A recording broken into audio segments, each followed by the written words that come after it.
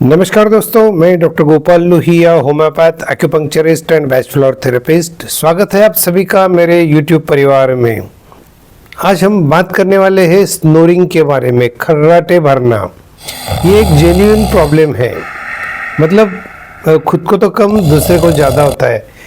इसके बारे में मैं आपको बताऊंगा कि खर्राटे क्यों हमें आते हैं, उसके सिम्टम्स क्या है और उसके लिए क्या सावधानी बरतनी चाहिए और कुछ होम्योपैथिक दवाइयाँ।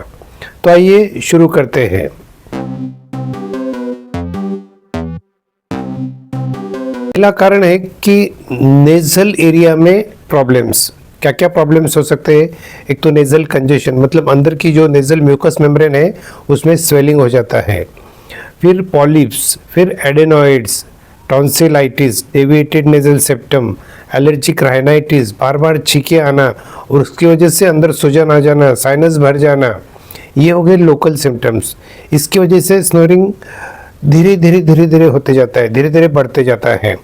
फिर ओबेसिटी, ये सबसे मेन कारण है। ओबेसिटी की वजह से क्या होता है कि पूरे जो अंदर भी मास बढ़ जाता है और मास बढ़ने से एयरवे पैसेज थोड़ा नैरो होके सिटी बजनी चालू हो जाती है। फिर हमारी आदतों में ज़्यादा करके alcohol and tobacco smoking, tobacco use, ये ओवर यूज़ होने से हमारी जो गले की त्वचा है उसमें भी थोड़ा इन्फ्लेमेटरी चेंजेस आ जाते हैं। फिर होता है hormonal changes. Hypothyroid is the main cause. Hypothyroid और प्रेगनेंसी के वक्त या फिर मेनोपॉज के वक्त, प्यूबर्टी के वक्त वज़न में काफ़ी फेरफार हो जाता है।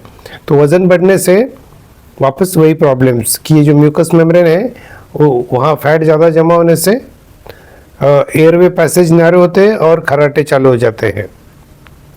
फिर नींद का जो पोजीशन है and the quality of sleep, बहुत जब थके हुए होते हैं और एकदम पूरे गहरी नींद में होते हैं, डीप स्लीप में, तब हमारी बॉडी एकदम रिलैक्स हो जाती है और सेम थिंग नेजल जो पैसेज है वो भी पूरा रिलैक्स हो जाता है। सॉफ्ट पैलेट भी रिलैक्स हो जाती है, यूवुला भी रिलैक्स हो जाता है और उसकी वजह से फिर आवाज़ आना चालू हो जाता है। फिर कुछ हेरिडिटरी टेंडेंसीज रहती है। मदर, फादर, पेरेंट्स को अगर खर्राटों की तकलीफ है तो हो सकता है हमें भी आ जाए वो। तो ये एक कॉमन कॉजेस थे खर्राटों के।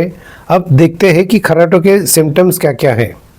खर्राटों की वजह से हमारे गले में एकदम ड्राइनेस हो जाता है और जो खर्राटों की आवाज़ होती है इससे हमारा ब्लड प्रेशर बढ़ जाता है, हमारा भी बढ़ता है और हमारे साथ में अगल बगल में जो सोते हैं उनका भी ब्लड प्रेशर बढ़ जाता है, क्योंकि it's very difficult to sleep in a room where the person is having snoring, right. और दूसरा कारण है सर दर्द हो जाता है, हेवी हेड हो जाता है। दूसरे दिन सुबह हमको अनरिफ्रेशिंग स्लीप होती है, उतनी एनर्जी नहीं मिलती है सुबह सुबह।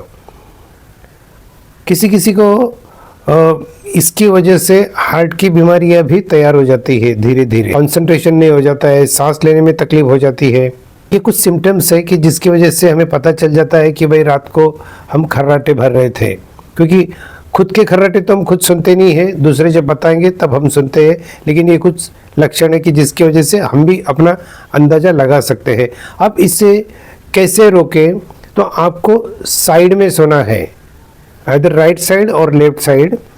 अगर आपको एलर्जिक कुछ प्रॉब्लम्स है तो उसकी ट्रीटमेंट करिए और साथ में आप कुछ एक्सरसाइज भी करिए ताकि आपकी जो मस्कुलर सिस्टम है वो स्ट्रांग रहेगी। तो अंदर जो मसल रिलैक्स हो जाते हैं उसकी वजह से खर्राटे नहीं होंगे। फिर अगर आपको आदत है अल्कोहल की तो प्लीज़ उसे स्टॉप करिए या मिनिमाइज़ करिए, हो सके उतना कम।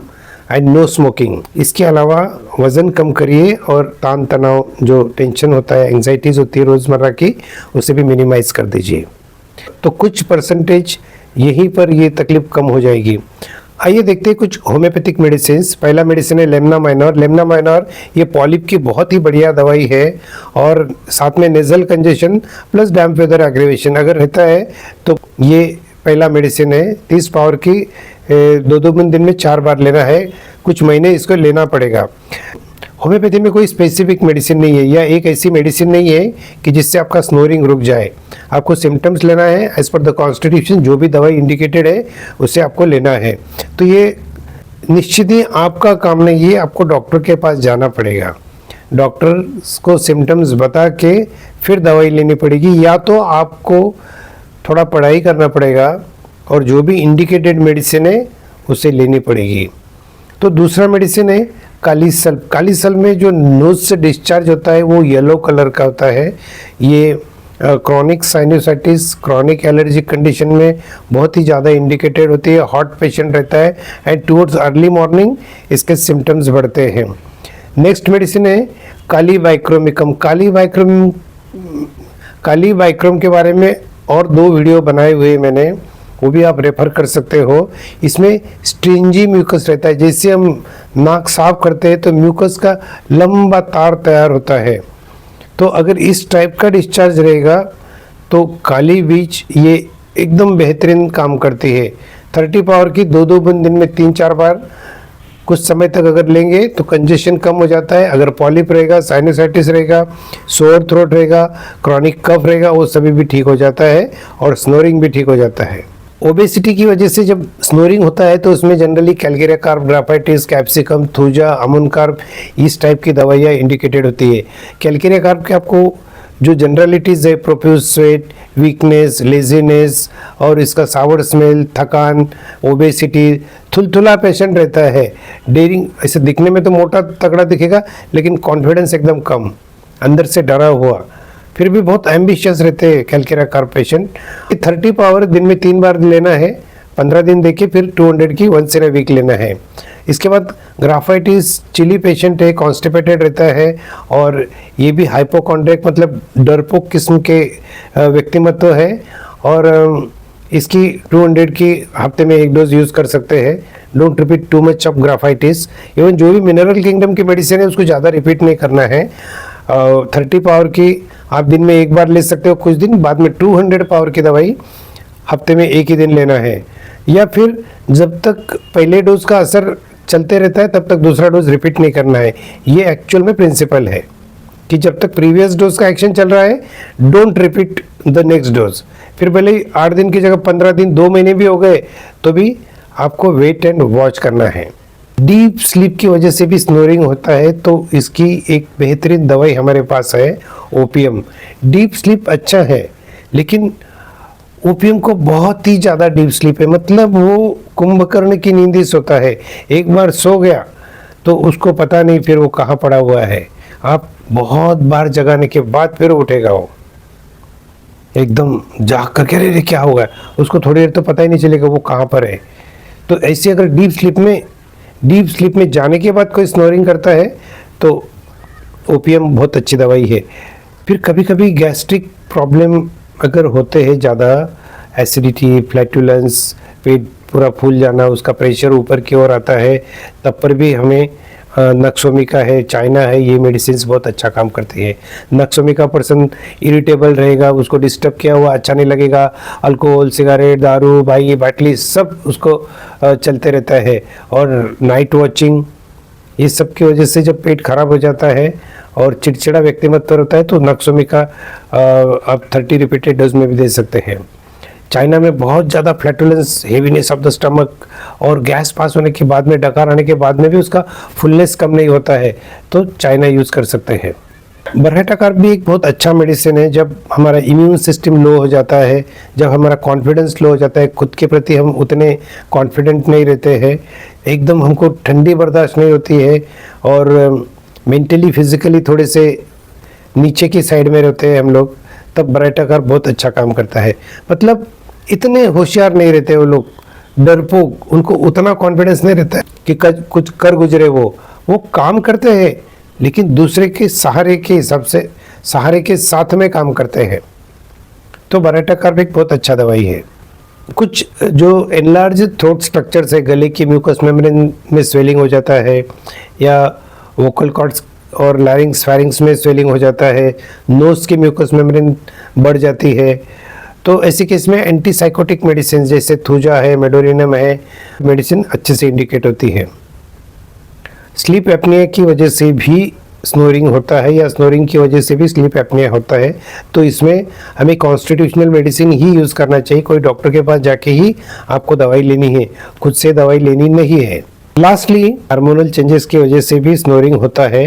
तो जैसे ही आपको हाइपोथायराइडिज्म के सिम्टम्स दिखते हैं, जैसे वज़न बढ़ना, थोड़ा सा डिप्रेशन की ओर जाते हैं, थोड़ा सा निराशा, कुछ करने का मन नहीं करता है, हेयर फॉलिंग होता है और सो के रहने का मन करता है, और साथ में स्नोरिंग है, तो समझ लेना आपको थायराइड से रिलेटेड कोई तो समस्या हो गई है। और सिर्फ थायराइडिनम ये एक मेडिसिन है इसका, लेकिन सिर्फ इससे काम नहीं होगा। आपको व्हाट इज़ द कॉज, क्यों हुआ है ये बीमारी, वो देख करके फिर इसकी ट्रीटमेंट करना चाहिए। जो भी दवाई आती है उससे थायराइड तो जाएगा ही, स्नोरिंग भी साथ में चला जाएगा। फिर प्यूबर्टी के वक्त, प्रेगनेंसी के वक्त, मेनोपॉज के वक्त जो भी सिम्टम्स आते हैं वो ले करके आपको दवाई देनी पड़ेगी। बहुत सारी दवाइयाँ हैं और सभी स्नोरिंग में बहुत अच्छा काम करती है। दोस्तों, बहुत लोग बहुत सारे फॉर्मूले यूट्यूब पे बता रहे हैं, लेकिन I am strictly against all this formulas. 4 दवाइयाँ 6 दवाइयाँ एक साथ में मिक्स करो, अल्टरनेट करके लो, दिस इज़ नॉट होम्योपैथी। आपका कोई भी लक्षण जाने वाला नहीं है, आपको वो रिकर होते रहेगा। बेटर आप खुद स्टडी करिए, इंडिविजुअल दवाई लीजिए, थोड़ा समय लगेगा, चलेगा, या सबसे बेहतरीन है आप अपने नज़दीकी अच्छे होम्योपैथिक डॉक्टर को मिलिए, उसको अपनी पूरी केस टेकिंग बताइए और वो पूरा ठीक कर देंगे। 6 महीने से 1 साल तक दवाई लेनी पड़ सकती है, लीजिए, कोई प्रॉब्लम नहीं है। अब ये वीडियो किस लिए है कि आपको सिर्फ जानकारी होगी कि हाँ ये ऐसे भी ट्रीटमेंट होते हैं, इतने कॉजेज है, और आपका जो रोल है, आपको अगर पता हो आपको क्या करना है तो आप डेफिनेटली करके एटलीस्ट 30-40% तो रिलीफ मिल सकता है। तो दोस्तों, आज यही रुकते हैं और मिलते हैं अगले वीडियो में, ऐसे कोई इन्फॉर्मेटिव वीडियो में। तब तक के लिए stay healthy, stay fit, exercise करिए और निश्चिंत रहिए। जय हिंद।